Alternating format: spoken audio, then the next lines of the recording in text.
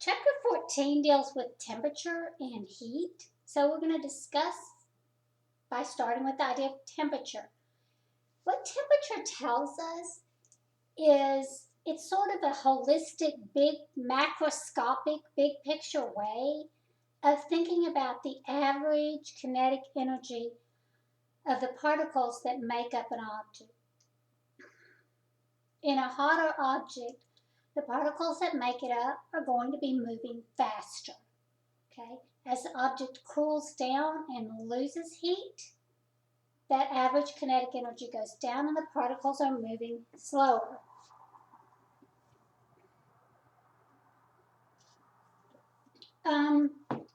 We generally measure how hot or cold something is by a thermometer using a temperature scale. To get the idea of thermal equilibrium, all thermal equilibrium means is that two objects are at the same temperature. Okay, that brings us to the zeroth law.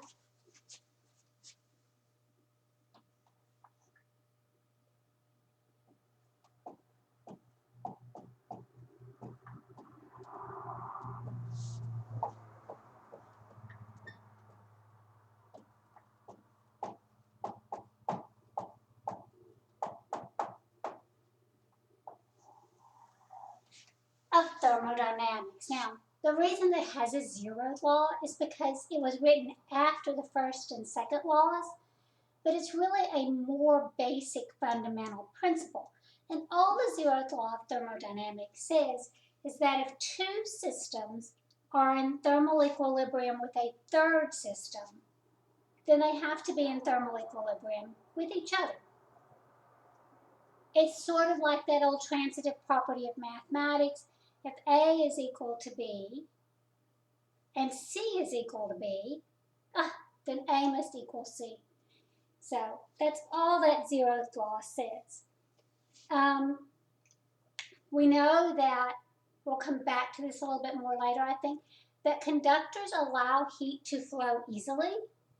Good examples of conductors are things like metals. They're probably the best. Insulators don't allow heat to flow easily. Air is an insulator. So is styrofoam. So is lots of things. Glass, wood, even ice. Igloos were built out of ice because of the insulating properties.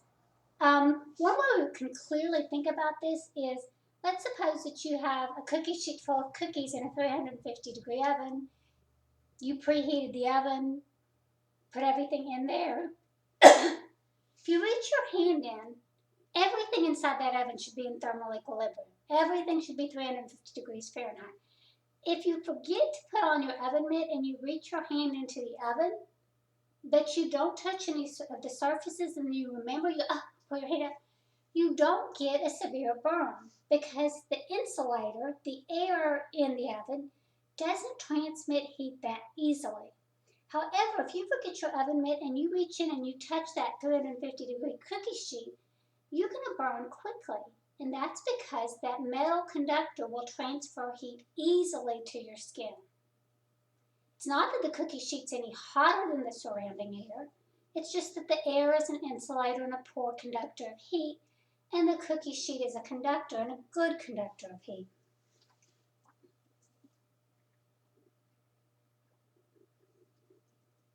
Now, you're probably familiar with 3 different temperature scales. If I take a thermometer, basically a thermometer generally, we think of it having mercury.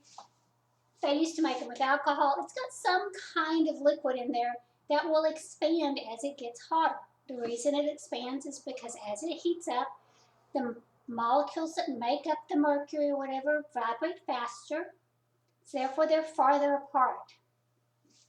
If you put it in an ice bath, that's a mixture of ice and water that's at 0 degrees Celsius, that you'll get a particular temperature. Maybe it's right there. Now, one person labeled that as 32 degrees Fahrenheit.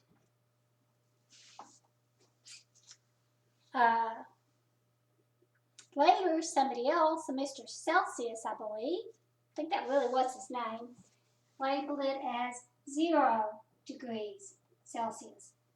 When I was a kid, we also used to call it centigrade. Centi means 100, because he said, you know, this is where water freezes.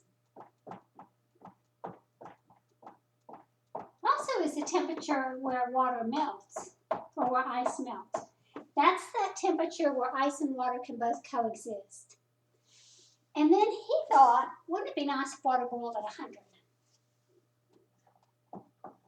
Whoops. That happens to correspond to 212 degrees Fahrenheit. One of the things you'll notice is the difference in degrees from 32 to 212. This is 180 degrees difference from here to here, whereas this is exactly 100 degrees. Whoops.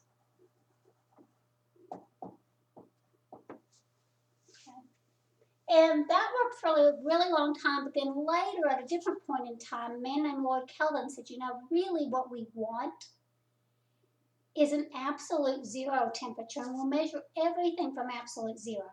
And absolute zero would be the temperature at which all particle motion stopped.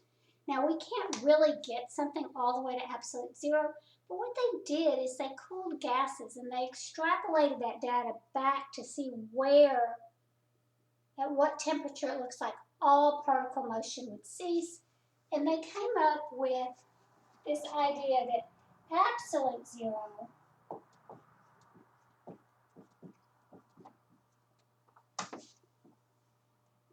which would be 0 Kelvin. Now, we measure in the Kelvin scale in kelvins. It is not a degree. It's not 0 degrees Kelvin. It's just 0 kelvins. That actually corresponds to negative 273, and if you want to be really precise, 0.15 degrees Celsius. Okay. Now, a Kelvin is the same size as a Celsius degree. So if you go up a temperature change of 10 degrees Celsius, you're going to go up 10 kelvins. They just don't start at the same place. Absolute zero in Kelvin is 0. Absolute zero in Celsius is negative 273.15. So you can see that the Kelvin number is always 273 degrees higher. So this is actually freezing water is 273 Kelvin. Boiling water is 373 Kelvin. So it's really easy to go back and forth between Celsius and Kelvin. Just add 273 to the Celsius temperature and you're going to have the Kelvin temperature. If you have the Kelvin temperature, subtract 273. It's a little bit trickier to go back and forth between these two, but it can be done. If we look at the ratio, we see that 180 degrees Fahrenheit is the same as 100 degrees Celsius, not in temperature, but in size of the degrees.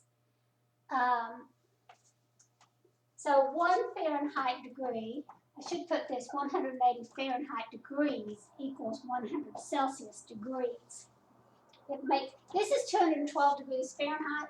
This is 180 Fahrenheit degrees. So 1 Fahrenheit degree is 5/9 of a Celsius degree. It's a much smaller unit of measure. If we look at the relationship to go from one to the other, I'm going to have to take, to get a Fahrenheit temperature, I'm going to have to take my Celsius temperature and I'm going to have to multiply it by 9/5. Because I'm going to need more of those degrees. But then since they don't start at the same point, I'm going to actually have to add 32 degrees. So the temperature in Fahrenheit If you know the Celsius temperature is 9/5, the Celsius temperature plus 32. If you solve that for the temperature in Celsius, it's 5/9 the temperature in Fahrenheit minus 32 degrees. You don't have to memorize those. You should be able to figure them out, but if you can't, by all means, just use a formula. You do want to remember that the temperature in Kelvin is the Celsius temperature. Usually we just say plus 273. If for some reason you're using a lot of precision out to the tenths or the hundredths place, you can do that 0.15. But if you're just working to a whole number of degrees, you're not going to need that.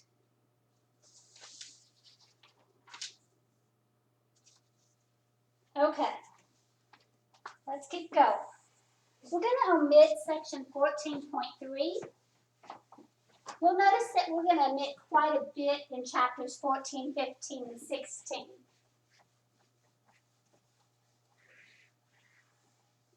If you ever do go on to study physics, generally thermodynamics is taught as an entire course over a semester, so all we can really do is just introduce a few of the big ideas.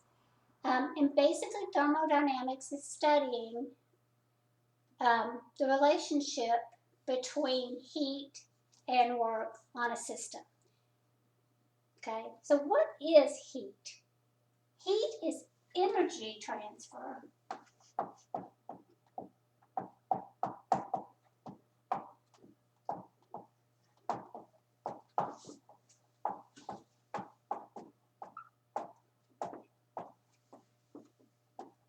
due to a difference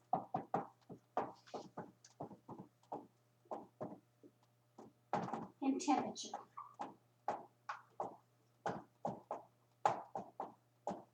That's very different than work. Work is an energy transfer by mechanical means.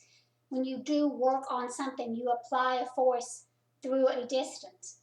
This is very different. This is an energy transfer that takes place simply because two things are at different temperatures. Anytime you put two things at different temperatures in contact, they're going to have a heat flow. So it's just, heat is energy in transit. It's moving energy. Our SI unit for heat is, of course, the joule. All energy is measured in joules, so heat would be measured in joules. There is another unit that comes up particularly when you're studying chemistry or sometimes in the area of thermodynamics, and that's the idea of 1 calorie.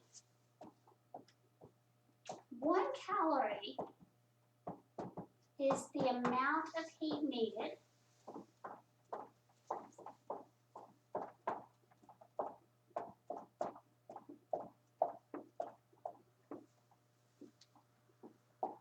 to raise the temperature of water. Now let's be specific. The temperature of 1 gram of water, 1 degree Celsius. And I think there's probably even a few more specific things about the exact pressure and everything surrounding this water. But if you have 1 gram of water, how much energy is required to raise it 1 degree Celsius? And that is where the definition of a calorie comes from. 1 calorie is equal to 4.186 joules of energy. So you'll notice a calorie is slightly bigger than a joule. A joule is really a pretty small measure of energy. We often talk about a kilocalorie. 1 kilocalorie is 4,186 joules. This is actually also called a food calorie.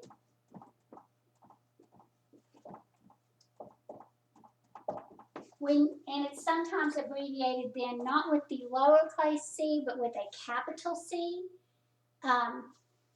When you look on your Hershey bar and it's 210 calories, it's really 210,000 calories. Those are 210 kilocalories. So a food calorie is a substantially larger measure, which is good because if we try to measure the amount of energy in our food, nobody wants to look at their candy bar and see that it's 210,000 calories or that it's roughly 8,000 joules. We just soon have, I'm sorry, I said that wrong. 210,000, it would be roughly times 4, 820,000 joules. We don't want to look at our candy bar that way. So, kilocalories. That's not the only unit. We also have our customary, U.S. customary system. They use something called British thermal units, or BTUs. 1 BTU is equal to 252 calories, or 1,055 joules. So it's a substantially larger unit. Okay, let's keep going.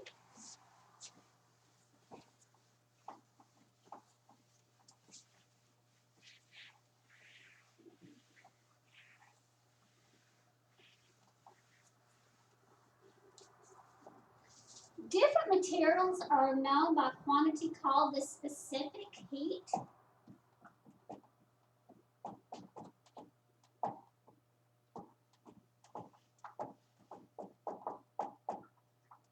And the symbol for the specific heat capacity is a capital C, and it tells you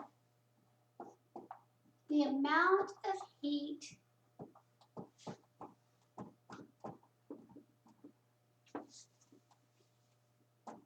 needed to raise 1 kilogram of a substance 1 Kelvin or 1 degree Celsius, because 1 Kelvin is the same amount of heat change as 1 degree Celsius. So we normally see it expressed as something like this. For water,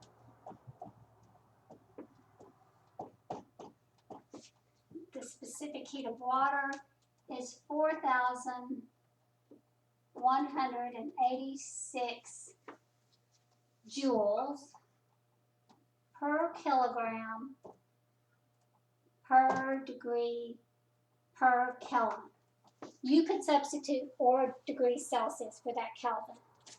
Now, a lot of times in chemistry, they use a different set of units. They use a set of units called CGS, centimeters grams second, and that can also be written as 4.186 joules per gram degree Kelvin. Obviously, it only takes 1,000th the amount of heat to raise a gram as it would a kilogram. So you may see it with, you can also find it as, in calories, it's 1 calorie per gram per Kelvin. Remember, we defined a calorie as the amount of heat necessary to raise 1 gram of water, 1 Kelvin. So there are some alternate units. I think we'll limit ourselves pretty strictly to working in our SI units of joules, kilograms, kelvins. What that means is the amount of heat you need to add to heat something up is the mass of the object times the specific heat times the change in temperature. Okay. The amount of heat will be greater than 0. It will be a positive quantity when delta T is greater than 0. Another way of thinking that is that T final is greater than T initial. So if the temperature goes up, you are going to add heat. Positive heat means you added heat. Q will be a negative number if that change in temperature is less than 0. That means if the final temperature is less than the initial temperature. If the object cools off, you're going to get negative Q, which means it lost heat. Q is the symbol for heat. We do measure that in joules. M here is just the mass of the substance. We're working in kilograms.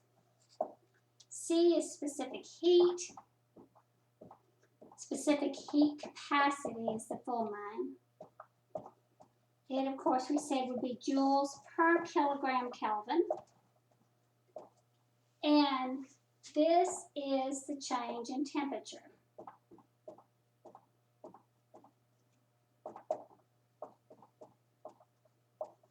That's T final minus T initial. It can be in Kelvin, but it could also be in degrees Celsius, because if something loses 10 Kelvin, it loses 10 degrees Celsius. If something gains 10 Kelvin, it gains 10 degrees Celsius.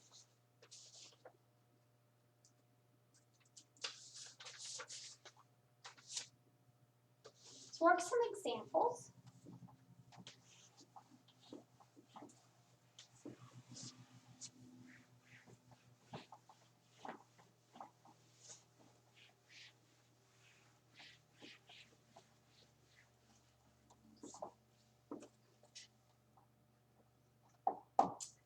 Example, let's just ask ourselves the question, how much heat is needed to raise the temperature of 350 grams of water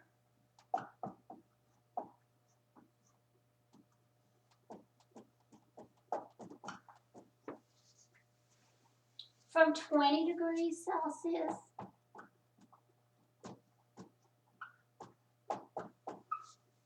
to 100 degrees Celsius? I didn't write the first part, but we want to solve how much heat do I need? Well, I know that Q equals MC delta T. Now, the specific heats for other substances, aluminum, copper, even steam and ice, because the specific heat for liquid water is not the same as the specific heat for steam or ice. All of those are found in a table in chapter 14. But this one's water, and we've already talked about water. I will need to put this in kilograms.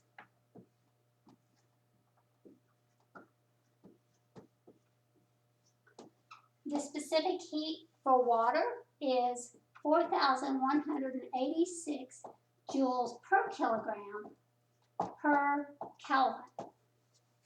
Now, the change in temperature is 100 degrees Celsius minus 20 degrees Celsius. And it might say, this is Kelvin, this is Celsius. I can just as well put a Celsius here, because the change in temperature in Celsius, if it goes up 80 degrees Celsius, it went up 80 Kelvins. So either way, this will be positive, which means we have to add heat. That's exactly what we expected. If we put that in our calculator, we get 117,000 joules. Again, a joule is not a huge amount of energy, so it really generally comes out with some fairly large numbers.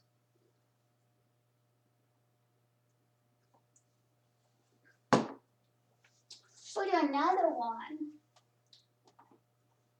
This time, let's think about a copper pot. If I have a copper pot, I have to look up in my table what is the specific heat of copper. And when I look it up, I see that the specific heat for copper is 390 joules per kilogram. And I'm going to use Celsius because I'm going to have my problem in Celsius. Usually most of the metals are down there in the hundreds. I think maybe aluminum's close to 900, gets close to 1,000, but not unusual to be 200, 300, 400, 500 for a metal. This smaller specific heat tells me it's going to take a lot less energy to heat it up. If you've ever tried to boil water, it takes a lot of energy to get the water up to 100 degrees. It doesn't take as much to get the pot hot. That metal pot will heat up quick.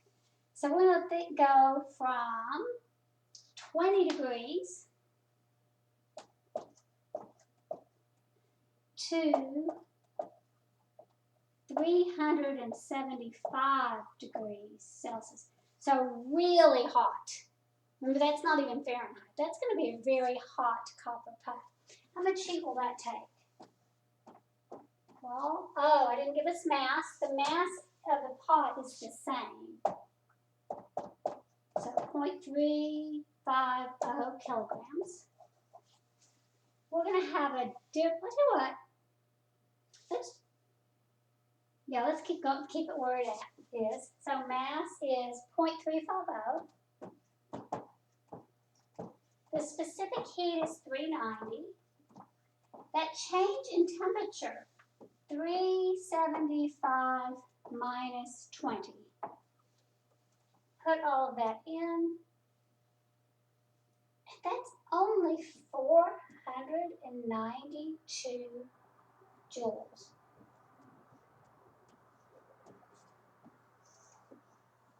Oh my goodness, it hardly took any heat by comparison. And the reason, of course, is this specific heat is 10 times greater.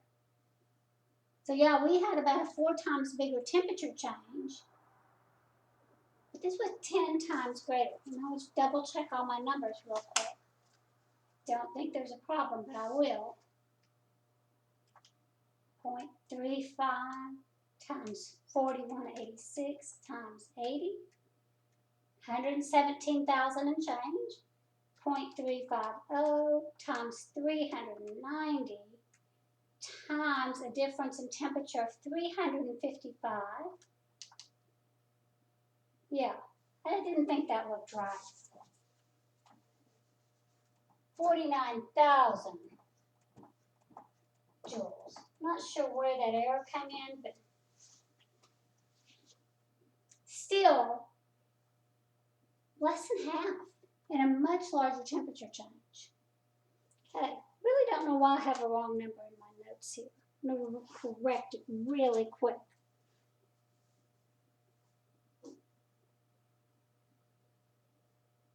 Oh, I know why. Because originally I did it for an 80-degree change. The 492, I think, was if we only went up from 100 to 20. Let's check that. 0.350 times 390 times an 80-degree change. Well, still not right. I'm not sure what's going on. Sorry about that. This is correct. I see nothing wrong with what we've done here. Okay, so let's keep going. If something were to have cooled down, the only difference is Q would have been negative.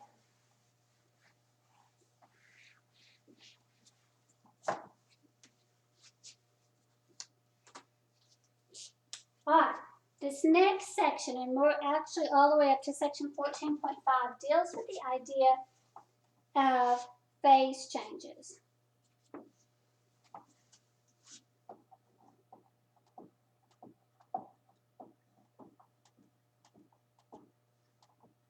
In particular, we're talking about going from a solid to a liquid, or possibly the other way, and from a liquid to a gas, or possibly the other way. There is one more, and that is going directly from a solid to a gas, or from a gas to a solid. When you go from a solid to a liquid, we call that melting. If we go from a liquid to a solid, we call that freezing. You are all very familiar with ice melting or water freezing. If we go from a liquid to a gas, that's vaporization.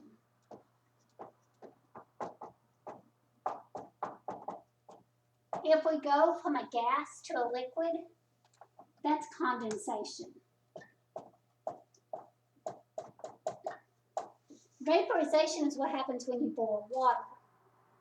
Condensation is when you get water on the outside of your glass because the water in the surrounding room cools and condenses onto the outside of your glass. Now, this stainless steel glass does not, because it's so well insulated because of the air inside, we don't get that condensation. Finally, we go directly from a solid to gas, and you don't see this one as much. But the best example I can think of is dry ice. Dry ice goes directly from being solid to being liquid, and that process is called sublimation. And you may even be less familiar with examples where gas goes directly to a solid, but I can give you one. Snowflakes. Okay. The difference between snow and sleet is formed by freezing rain. The water freezes, forms little pellets of ice. That's sleet. When it snows, the air is so cold up high in the atmosphere that the air, water molecules in the air start to solidify directly, not going to a liquid, but to a solid. They form a crystal. We call that deposition.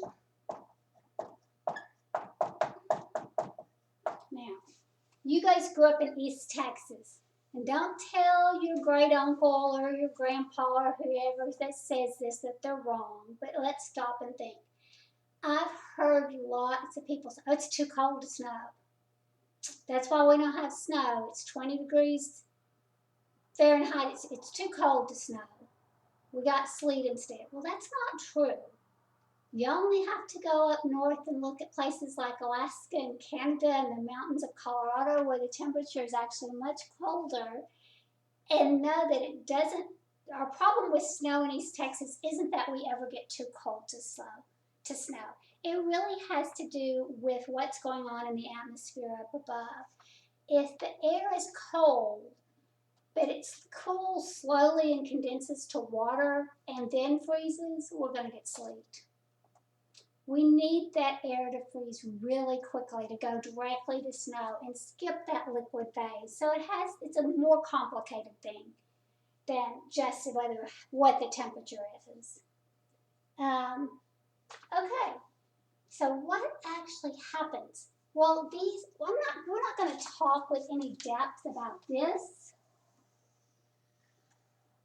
We're going to talk with some depth about going from a solid to a liquid or a liquid to a solid. This melting and freezing only occurs at one temperature, at a particular pressure. So we're going to assume everything's at 1 atmosphere pressure, normal pressure. Okay? This temperature at which it freezes or melts is called the melting point. Now we all know for water that melting point is 0 degrees Celsius. You can freeze water at 0 degrees Celsius. You can melt ice at 0 degrees Celsius. Or you can have both coexist. It just matters whether you have heat that's entering or heat that's leaving, or whether we're at some type of equilibrium. The temperature at which something vaporizes or condenses, that temperature is the boiling point. And we know for water, the boiling point is 100 degrees Celsius. Now, other materials, just like other materials have a different specific heat, the melting point and vaporization is much different for other things. Alcohol will vaporize very easily at lower temperatures.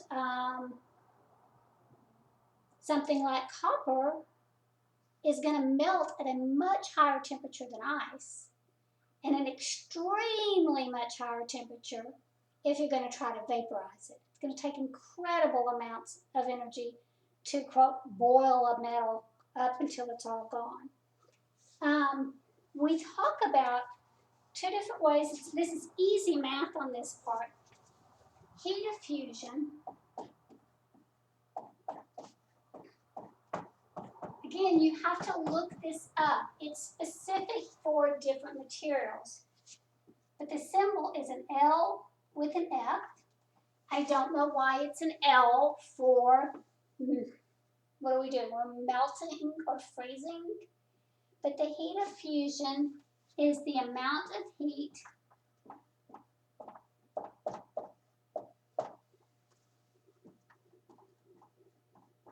per unit mass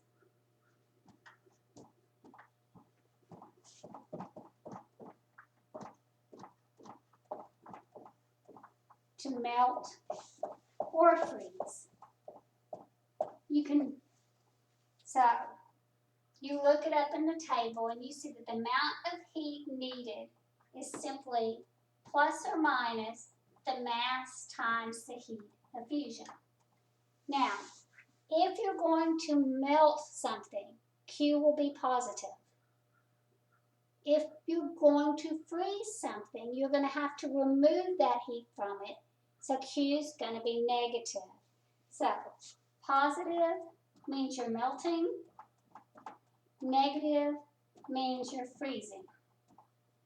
There's one more thing I should have probably add to this definition.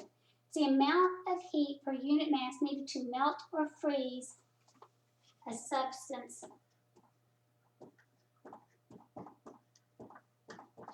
at its melting point. Squishing it in.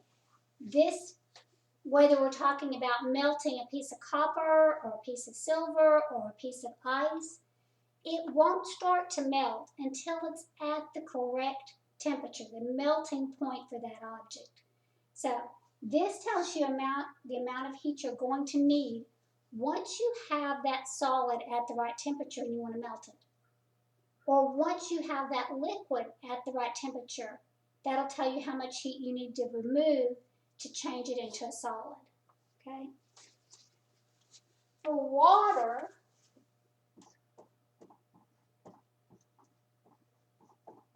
and of course it has to be at 0 degrees Celsius, it has to be at the freezing point. The heat of fusion is 3.34 times 10 to the 5th joules per kilogram.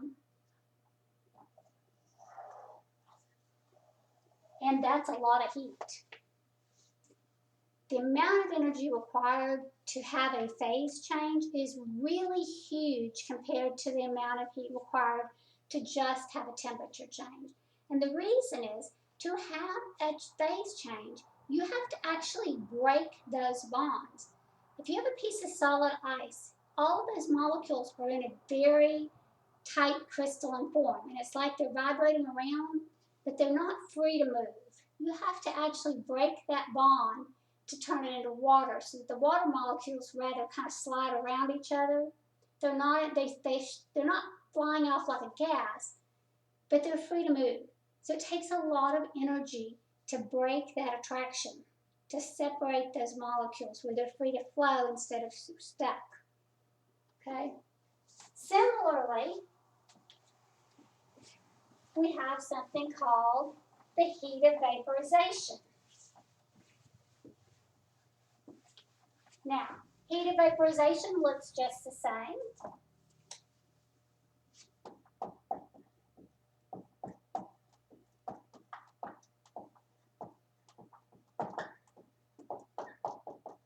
It tells us the amount of heat needed to vaporize the substance if it's at the boiling point.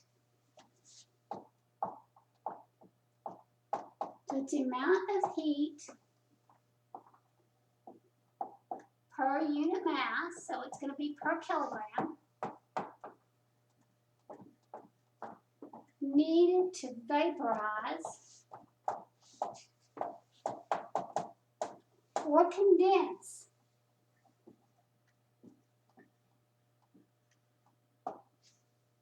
a substance at the boiling point. So you have to be at the right temperature. You have to be at that boiling point where you can go from liquid to gas or gas to liquid. Okay? If you want to go from liquid to gas, Q will come out positive. If you want to go from gas to liquid, it'll be negative. But Q equals the mass times the heat of vaporization. Again, it's plus or minus. We add heat to vaporize it. We remove heat to condense it or to liquefy it. That heat of vaporization for water, and of course water has to be at 100 degrees Celsius. It's 2.26 times 10 to the 6th joules per kilogram. Notice that's about 10 times more than the heat that was needed to melt it. So it takes a lot of energy to melt a solid. It takes even more energy to change a liquid to a gas. All right, so what does this really look like? Most of the time, if you're asked to solve a problem, you're not going to have to go all the way from a solid to a liquid or from a liquid to a solid, but you can.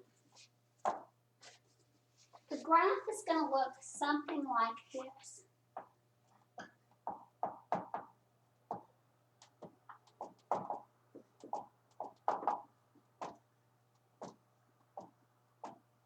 Here's our temperature scale.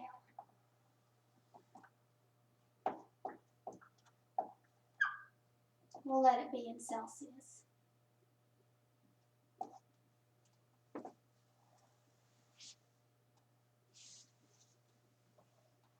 This is Q.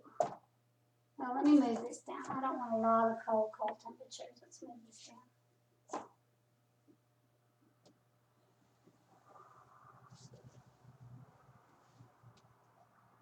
This is the amount of heat added, and it's going to be in joules. Suppose that we start with a solid. It could be water, but let's pick a different solid. Something that's solid and it just happens to be below 0. I want to melt it, and then I want to vaporize it. I'm going to start adding heat.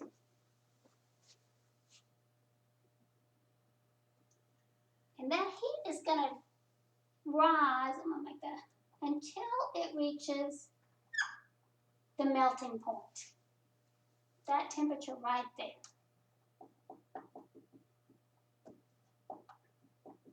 Now, when the temperature is increasing, if you wanted to figure out how much heat, this would be kind of, I'll come back and I'll write the formulas that apply, and then we'll do an actual example. But then you reach this melting point, and instead of getting hotter, if you keep adding heat, the temperature stays the same.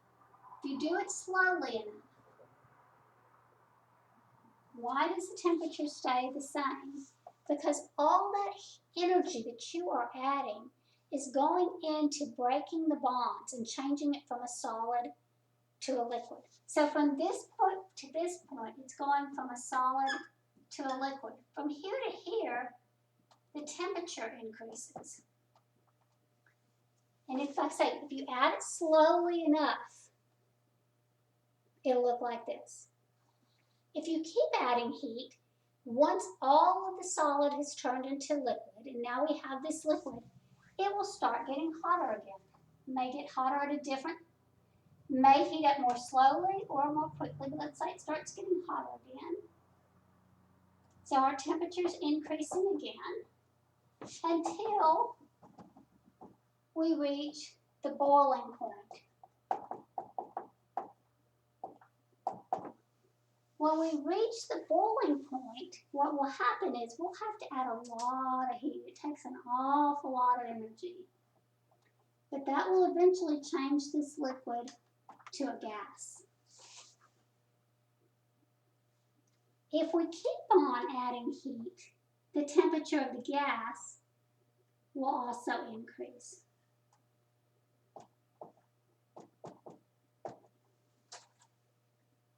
So here we were solid, here we were liquid, and here we're a gas.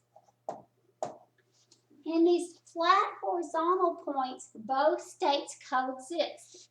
You have a solid and a liquid. If you have a glass of ice water at 0 degrees, if you add heat, you'll melt all the ice and eventually the water gets hot. But if you have a glass of ice water at 0 degrees and you put it in the freezer, it actually removes heat, all of the liquid becomes more solid, and it will actually cool down until it's in thermal equilibrium with the freezer. Okay. During the phase changes, both states of matter coexist at the same temperature. If I were to want to know what formulas apply, let's call this point A, point B, C, D, E, and I'll just draw some point F. From A to B, if I'm trying to figure out heat, that is Q equal MC delta T. Just be sure that you're using the specific heat of the solid. So if it's water, it's ice. From B to C, we have a phase change. So Q is the mass times the heat of fusion. From C to D, we don't have a phase change, so the amount of heat is just MC delta T. Now you need the specific heat for the liquid, since it's a liquid from C to D. From D to E, we have another phase change, only between D and E, we're going from a liquid to a gas, so Q would equal mass times the heat of vaporization. And from E to F, now it's Q equal MC delta T. And you need the specific heat of the gas. So solid liquids and gases don't have the same specific heat. You can tell what's going on when you look at a phase change. Anytime you have the temperature remaining constant while heat is added, you know you're undergoing a phase change. Now, I did one in the notes where I took water all the way from negative 25 degrees Celsius to 0 degrees. That would be the melting point for water. Then up to 100 degrees. That's the boiling point. And then from there, I took it all the way up to just to vaporize the water. I don't think I heated up the steam. I don't want to work through all those steps, but I want you to look at it. There it is. A 9-kilogram block of ice is at negative 25 degrees Celsius. And I go step by step by step to turn that entire block of ice into steam.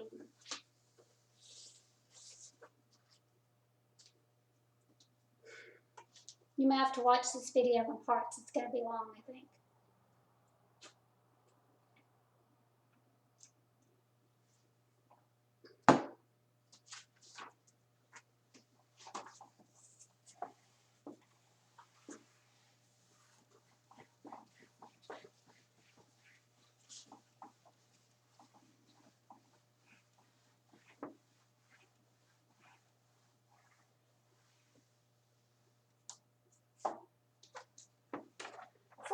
.6 deals with calorimetry. And calorimetry is based on the concept of conservation of energy. If we have two systems and we can isolate them from the environment, what I mean when we isolate it from the environment is no heat is lost to the environment, and the environment's not putting any heat. So somehow we've insulated this really well. We usually insulate it in the lab with a device called a calorimeter. A calorimeter could be as simple as a styrofoam container. It could look probably more like this Yeti cup where you have a double-walled stainless steel, but you have some type of container. I'll draw a picture. Usually they look something like this that insulates it. And I'm going to draw, I don't know if I can draw a double wall, I can try. Yeah. But inside this double-walled container that insulates it from the outside, we might put water, and we might put an aluminum cube. Or we might mix hot water and cold water. But we're going to put two things, whether it's water and a metal cube, whether it's hot water and cold water. I think you have a calorimetry lab, and you'll see, and they give you a virtual calorimeter. We usually have a thermometer stuck in there somewhere, little tiny opening to try and allow us to measure that temperature and see what's going on. Okay, when heat flows between two objects that are isolated from their surroundings, the amount of heat lost by one object must equal the amount of heat gained by the other. That's conservation of energy. So if you can think of this as two ways. You can think if you have two substances A plus B, that has to add up to be zero. System A's heat, and says that any change, if A increases B, so it might be better to say the change in heat for A plus the change in heat for B has to equal zero. Or you can think of it this, the change in heat of A is equal to the opposite of the change in heat for B. If A gains 20 joules, B loses 20 joules. 20 plus negative 20 is 0. It's that simple. You can't make more, and we're not letting any of it escape. So calorimetry is based strictly on conservation of energy. We usually write it like this. But we're really usually, any heat added, any heat lost, it all adds up to 0 if it's in an isolated system. Okay, let's see how this works.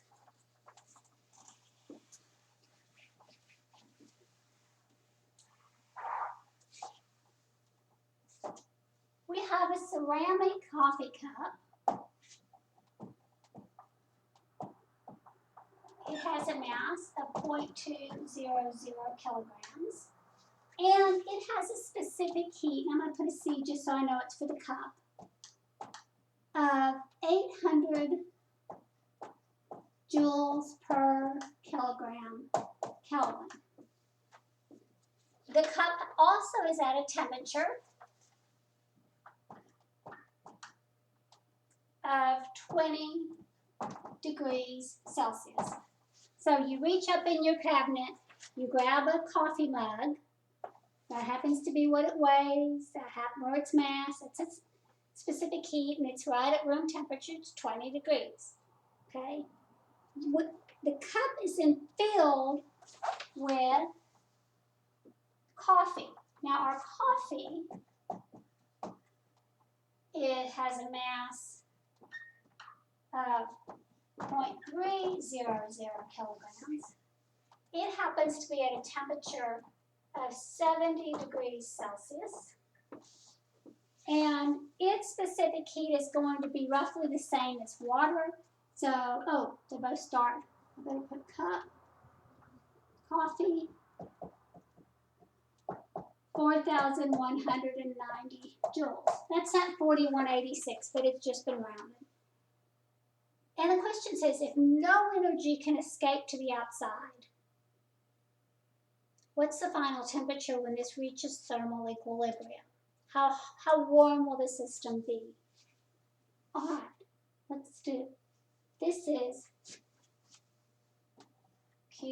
cup plus Q for the coffee has to equal 0. Well, the heat gained by the cup, and I have every reason to think that the cup will end up hotter because it's a cooler object, is going to be MC delta T plus the heat lost by the coffee. I have every reason to think this is going to come out negative, that the coffee is going to lose heat, is also MC delta T. That should be 0. So 0.200, 800, T final minus 20. That's the change in temperature for the coffee. Okay? I think that's going to be positive. Plus, for the cup, for the coffee, 0.300, 4190. T final minus 70. I think T final will be less than 70. That would make this come out to be negative. This has to equal 0. All right. We've got 0.2 times 800 times negative 20. Well, let's see what. Let's just do 0.2 times 800. That's 160 T final minus, if I take that 160 times 20, 3,200 plus 0.3 times 4190, that's 1257 T final minus that 1257 times 70,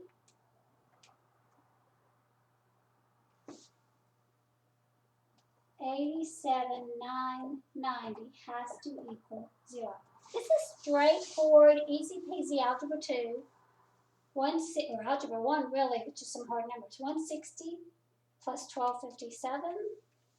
I've got 1417 T final has to equal, notice these are both negative, so I'm going to add the 3,200 and the 87,990. And since it's negative, I'm going to move it to this side. 91190. If I divide that by 1417, I get T final is 64.4 degrees Celsius. So my coffee did cool down some, but fortunately it's got a really high specific heat. So it doesn't have to lose that much heat to heat that coffee cup up to the same temperature.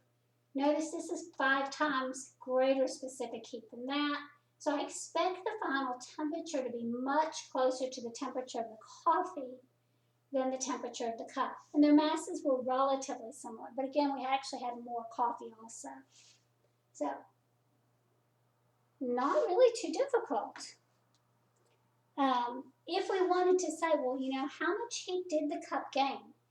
How much heat did the cup gain? So the Q for the cup was the mass of the cup, 0.2, specific heat, 800. Change in temperature, it went from 20 to 60, 44.4.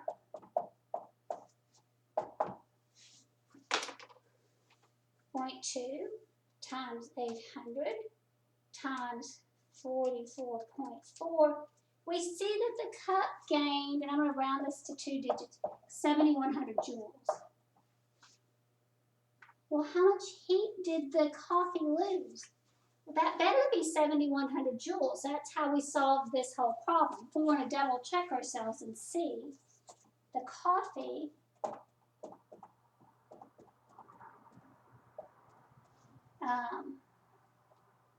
.3, 4190. It went from 70 to 64.4. If I do 64.4 minus 70, its temperature change was negative 5.6.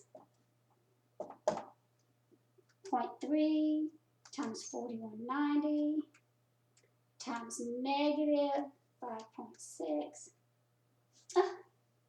This came out to be about 7,000. They obviously should be exactly equal, but we know we've got a little bit of rounding in here, and a little bit of rounding often can cause things to be off just a tiny bit. But those are in principle equal to one another. Okay, the last little part of this chapter has to do with heat transfer.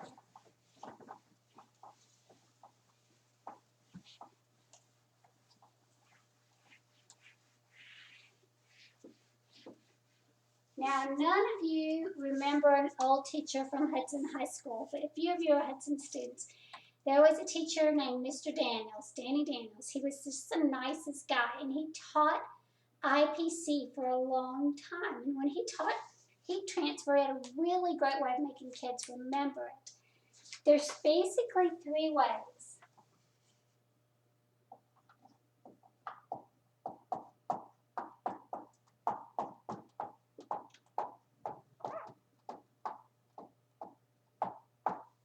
One is conduction.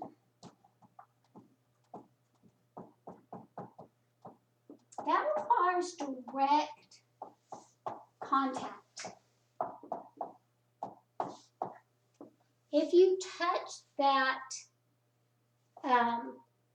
cookie sheet in that hot oven, that's heat transfer by conduction. That's also how you transfer heat when you cook something on the stove. So if you've ever made popcorn, where you put the popcorn kernels and some oil on a hot stove,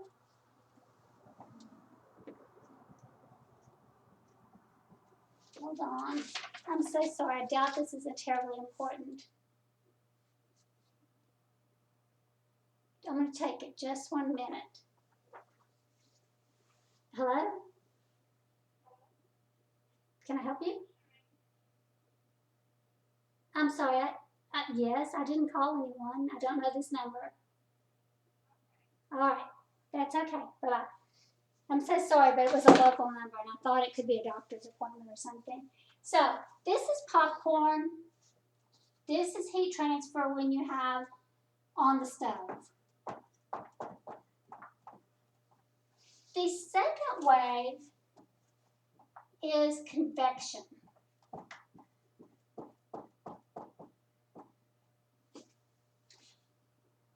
Convection is always caused by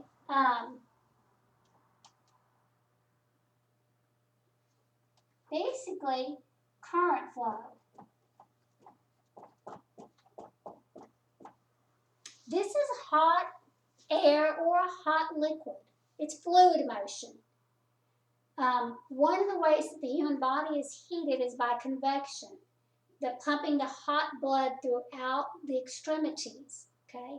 A lot of heating is done. I'm upstairs at my house.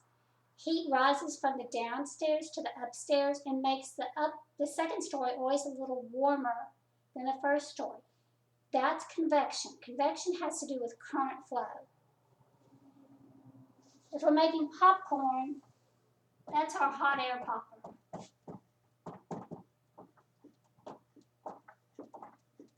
A hot air popper basically blows hot air across the kernels, and the kernels will heat up. The third method for heat transfer is radiation.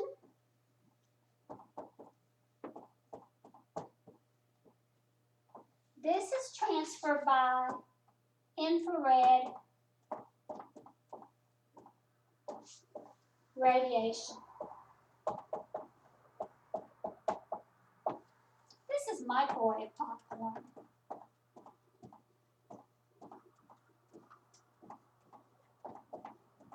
You're probably familiar with radiant heat just by when you stand near something warm, like you're outside and there's a bonfire or a fire, you literally feel the heat radiating off the hot object and reaching you. That's infrared radiation. That's a type of electromagnetic radiation. So those are our three methods. There could be a multiple choice question. I'm not going to ask you anything elaborate about how they work, but you should know that there's conduction, convection, and radiation, and what the basic differences are. All right, I'm exhausted from talking about chapter 14, so we're going to call this chapter finished.